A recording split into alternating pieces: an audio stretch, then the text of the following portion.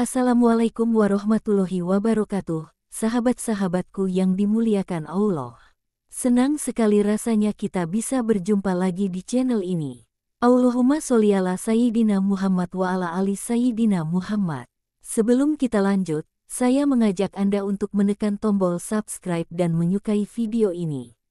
Mari kita bangun channel ini agar tetap menjadi wasilah yang baik dalam menyebarkan kebaikan di dunia dan akhirat. Bagi Anda yang telah subscribe dan menonton video ini, saya doakan semoga selalu dilancarkan usahanya oleh Allah dan mendapatkan kebahagiaan dunia dan akhirat. Amin, amin, ya robbal alamin.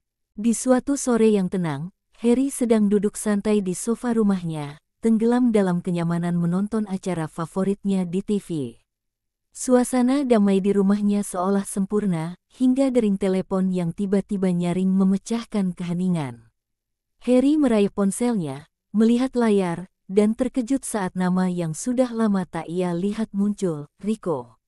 Rico adalah teman SMA-nya, yang dulu begitu akrab dan dikenal sebagai ketua OSIS yang karismatik, selalu menjadi pusat perhatian di sekolah. Sejenak, Harry merasa campuran antara keterkejutan dan kegembiraan. Sudah bertahun-tahun mereka tak berkomunikasi. Rico menghubungi dengan suara yang penuh semangat, membawa kabar tentang reuni yang akan diadakan pada akhir pekan ini. Reuni, sudah lama sekali ya kita nggak ketemu, gumam Harry dalam hati, mengenang masa-masa sekolah yang penuh canda tawa dan keakraban. Setelah obrolan singkat, Harry menyetujui ajakan reuni tersebut. Bahkan, ia dengan spontan mengusulkan tempat yang terbilang mewah, sebuah restoran di hotel berbintang 5 yang terkenal dengan pelayanannya yang prima. Rico langsung setuju, terdengar antusias dengan ide tersebut. Harry sendiri tak begitu sering ke tempat mewah seperti itu, tapi ia pernah menghadiri sebuah acara di sana dan merasa tempat itu cocok untuk pertemuan istimewa seperti reuni teman-teman lamanya. Hari yang dinanti pun tiba. Dengan hati berdebar, Harry melangkah masuk ke restoran hotel mewah itu. Ia sedikit gugup namun berusaha tampil santai.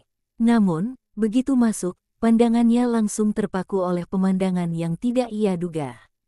Para teman SMA-nya sudah banyak yang tiba, dan penampilan mereka benar-benar berbeda dari yang ia bayangkan.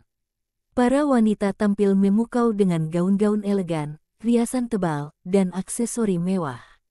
Para lelaki mengenakan setelan jas mahal, beberapa dengan perut buncit yang mengisyaratkan kehidupan mapan.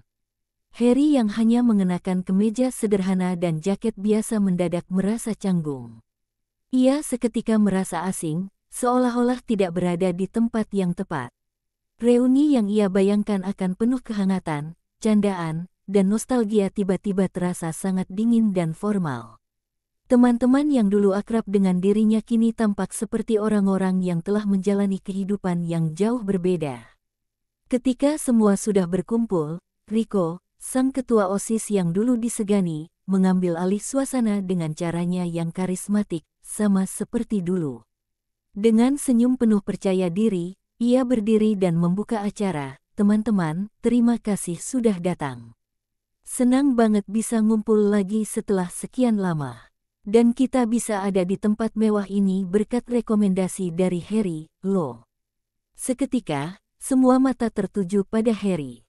Ada tatapan penasaran dan rasa ingin tahu di wajah teman-temannya, seolah-olah mereka ingin menggali lebih dalam bagaimana Harry, yang tampaknya biasa saja, bisa merekomendasikan tempat sehebat ini.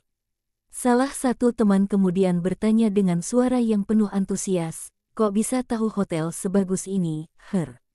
Pasti kamu sering kesini buat urusan bisnis, ya? Cerita dong." Harry tersenyum kaku. Meski merasa sedikit terpojok, ia tak ingin membuat kesan bahwa hidupnya penuh glamor. "Ah, hidupku biasa saja, kok. Kebetulan pernah kesini sekali waktu, jadi ya, kepikiran tempat ini pas Rico ngajak reuni," jawabnya sambil ngibas-ngibaskan tangan, mencoba merendah. Namun, meski kata-kata itu keluar dari mulutnya, perasaan asing dan tak nyaman semakin merayapi dirinya. Percakapan pun berlanjut, tapi seiring waktu, semakin jauh dari kenangan masa sekolah. Teman-teman mulai membanggakan kehidupan mereka yang kini serba sukses. Ada yang bercerita tentang bisnis besar yang mereka kelola, ada yang bangga dengan anak-anak mereka yang sukses di luar negeri, dan ada pula yang memamerkan pencapaian hidup yang gemilang, rumah megah, mobil mewah, liburan ke luar negeri. Harry, yang sejak awal sudah merasa tak nyaman, hanya bisa mendengarkan dalam diam sambil sesekali menyunggingkan senyum tipis. Di dalam dirinya, Harry merasa semakin terasing. Obrolan teman-temannya seperti berasal dari dunia yang berbeda, dunia yang penuh dengan prestasi dan kemewahan, jauh dari kehidupan sederhana yang ia jalani. Ia merasa seperti seorang penonton di panggung kehidupan yang asing baginya, seolah-olah reuni ini bukan tentang pertemuan kembali dengan teman-teman lama, melainkan ajang pamer keberhasilan masing-masing. Harry duduk diam di sudut ruangan, mencoba mencerna semuanya. Di satu sisi, ia bangga melihat teman-temannya sukses dalam hidup, tapi di sisi lain, ia merasa tertekan. Ia mulai mempertanyakan hidupnya sendiri. Apakah selama ini ia sudah cukup berusaha? Mengapa ia tidak mencapai kesuksesan yang sama seperti mereka? Namun, di tengah lamunan itu, ia teringat akan hal-hal sederhana yang membuatnya bahagia. Keluarga kecilnya yang penuh kehangatan, pekerjaannya yang mungkin tak sehebat teman-temannya namun tetap memberikan kepuasan batin, serta momen-momen kecil yang sering ia syukuri setiap hari. Reuni ini mungkin bukan tentang siapa yang lebih sukses atau siapa yang hidup lebih mewah, melainkan tentang mengingat kembali siapa mereka sebenarnya sebelum hidup mengambil alih segalanya. Ketika reuni mulai mendekati akhir, Harry menyadari bahwa kebahagiaan sejati tidak diukur dari pencapaian atau materi yang dimiliki.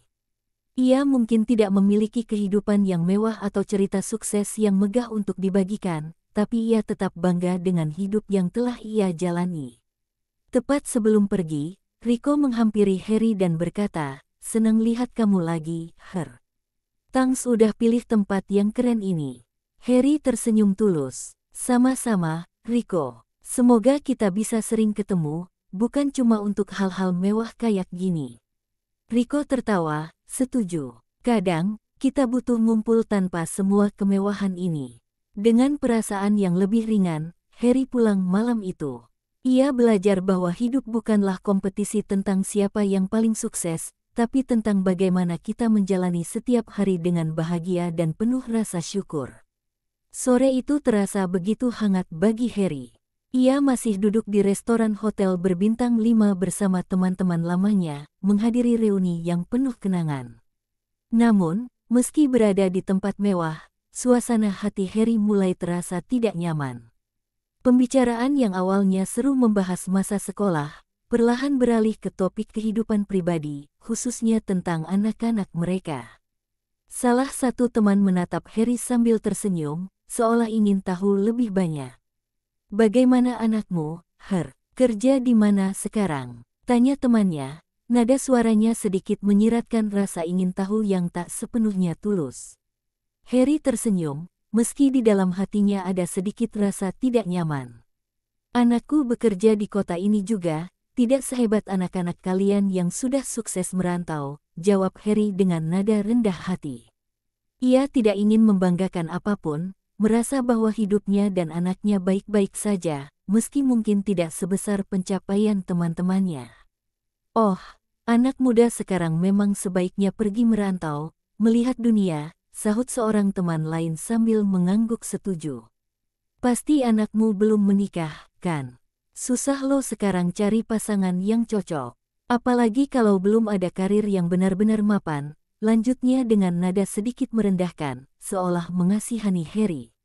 Harry hanya tersenyum kecil, berusaha tetap tenang meski dalam hati terasa ada sedikit sentuhan pedih. "Anakku masih sibuk bekerja. Kalau sudah waktunya, pasti dia akan menemukan jodohnya sendiri," katanya dengan penuh keyakinan. Tak puas dengan jawaban itu, salah satu temannya lagi menimpali, "Kalau anakmu ada kesulitan, bilang saja ke kami. Kami mungkin bisa membantu mencarikan pekerjaan yang lebih bagus. Kan sayang kalau cuma di kota ini saja, harus berkembang lebih jauh." Nada suaranya penuh belas kasihan, tapi tersirat kesombongan seolah mereka jauh lebih tahu cara menjalani hidup yang benar. Harry hanya mengangguk, menahan perasaan campur aduk di dalam hatinya. Di satu sisi, ia tahu bahwa niat teman-temannya mungkin baik, tapi di sisi lain, ada perasaan tersinggung yang perlahan merayap. Ia merasa dirinya dan anaknya tidak layak untuk diremehkan hanya karena tidak mengikuti jalan hidup yang dianggap ideal oleh teman-temannya. Saat makanan dihidangkan, suasana pun berubah sedikit lebih santai. Namun, saat tiba waktunya membayar, suasana mendadak jadi canggung. Teman-temannya yang tadi begitu bangga dengan pencapaian mereka tiba-tiba menjadi bungkam. Tidak ada yang berinisiatif mengeluarkan dompet, seolah-olah semua menunggu yang lain untuk bergerak terlebih dahulu. Di tengah kebekuan itu, Harry, yang tetap tenang sepanjang malam, dengan santai memanggil pelayan dan meminta sisa makanan untuk dibungkus. Tindakan sederhana ini disambut dengan tawa kecil dari teman-temannya, seolah menertawakan Harry yang terlihat begitu sederhana di tengah suasana mewah. "Harry, kamu ini masih saja hemat ya," canda salah satu teman, meski terdengar seperti ejekan terselubung. Namun, sebelum suasana semakin kaku, pintu ruangan tiba-tiba terbuka. Masuklah seorang pemuda tampan dengan penampilan berwibawa. Semua mata langsung tertuju padanya. Dengan langkah percaya diri, ia berjalan mendekati meja reuni tersebut. Ada aura karisma yang terpancar dari pemuda itu, dan tanpa ragu, ia memperkenalkan dirinya sebagai pemilik hotel tempat mereka mengadakan reuni malam itu. Pemuda itu dengan ramah berbicara kepada semua tamu, menanyakan apakah mereka menikmati makanan dan pelayanan di hotel. Teman-teman Harry, yang awalnya merasa di atas angin, sekarang tampak segan dan hanya bisa mengangguk puas, memuji kualitas hotel.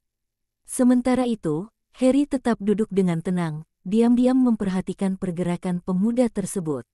Kemudian, pemuda itu beralih mendekati Harry. Tanpa ragu, ia menepuk pundak Harry dengan penuh kehangatan dan berkata, "Ayah, akhirnya kita bisa bertemu lagi di reuni ini. Terima kasih sudah merekomendasikan tempat ini untuk acara malam ini. Biar kami yang traktir semuanya." Sejenak ruangan seolah membeku. Wajah-wajah yang tadi penuh tawa merendahkan kini berubah total. Mereka terdiam, terkejut mengetahui bahwa pemilik hotel mewah ini ternyata adalah anak Harry. Teman-teman yang tadi berani menasihati dan meremehkan Harry, kini hanya bisa menatapnya dengan penuh rasa kagum dan hormat. Mereka yang sebelumnya begitu bangga dengan kesuksesan anak-anak mereka, kini terbungkam oleh kenyataan bahwa anak Harry justru telah mencapai pencapaian luar biasa yang sama sekali tidak mereka sangka. Senyum kecil muncul di wajah Harry. Ia menatap anaknya dengan bangga, tapi tetap dalam kerendahan hati yang khas. Malam itu, ia tidak perlu membuktikan apapun. Kehadirannya yang sederhana, serta kesuksesan anaknya yang luar biasa, telah berbicara lebih dari cukup. Reuni yang awalnya terasa dingin dan penuh persaingan, tiba-tiba berubah menjadi momen yang penuh pelajaran berharga tentang hidup. Para teman Harry mulai menyadari bahwa ukuran kebahagiaan dan kesuksesan bukanlah semata tentang harta atau seberapa jauh seseorang pergi merantau. Ada hal-hal yang lebih mendalam, tentang keluarga, cinta, dan kehangatan yang tak bisa diukur dengan materi. Malam itu, ketika reuni usai, Harry berjalan keluar dengan perasaan ringan. Ia tahu bahwa hidupnya, meski sederhana di mata orang lain, sudah lebih dari cukup untuk membuatnya bahagia. Dalam hatinya, ia tersenyum, menyadari bahwa kebahagiaan sejati memang tidak selalu datang dari pencapaian besar atau kekayaan melimpah.